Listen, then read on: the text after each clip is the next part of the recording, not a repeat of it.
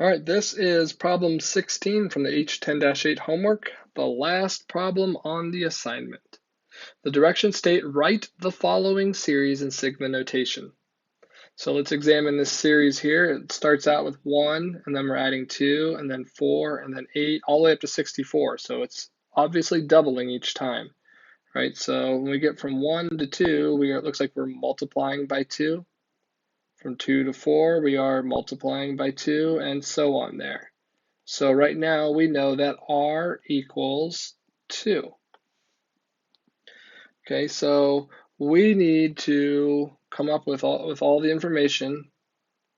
We need to know, right, this right now is our nth term. This is like our first term over here. So we need to know how many terms there are going to be.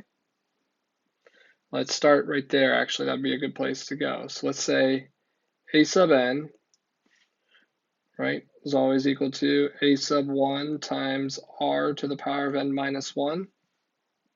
So let's take these values and let's plug them in here. We've got 64 should equal our first term, 1, times our r, which is 2 to the power of n minus 1.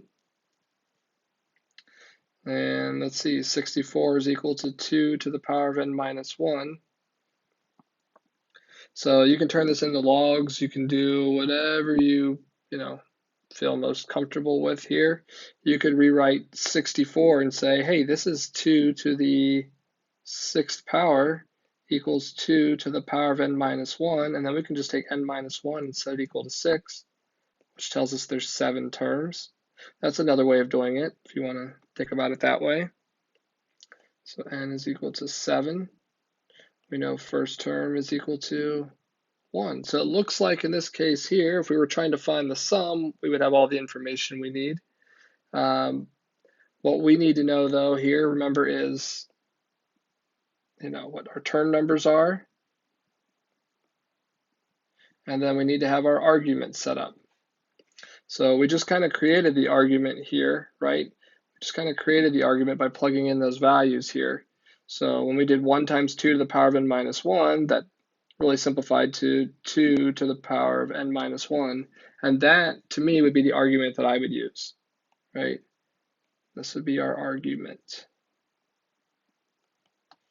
So I'm going to rewrite this over a little bit closer.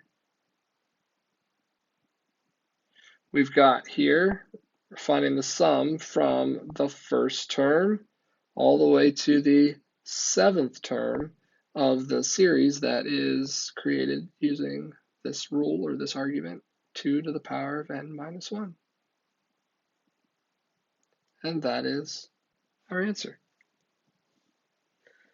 If you have questions about this, please reach out to your teacher. Otherwise, hopefully you're feeling good about it and you are ready to move on to the next lesson.